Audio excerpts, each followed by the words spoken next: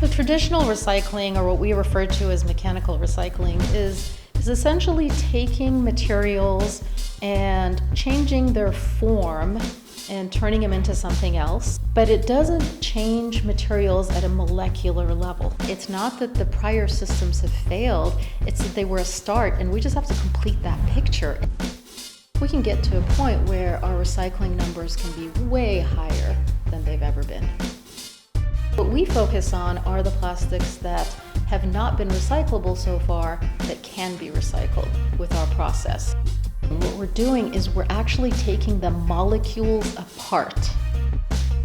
So if you picture something you've made with Legos, right? So you've made this thing and you can take the pieces apart and make something else.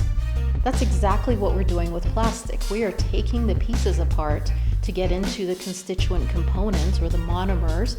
So plastics are essentially a whole set of monomers put together in a certain order called polymers.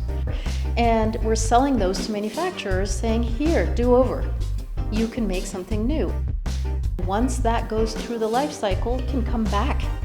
And then we take apart the pieces and then we send it back to the manufacturer. And so it's this endless loop that we create, which is basically the definition of a circular system, right? And that's where we ultimately want to see so many of our resource use patterns go, is to the circular economy, where nothing is wasted.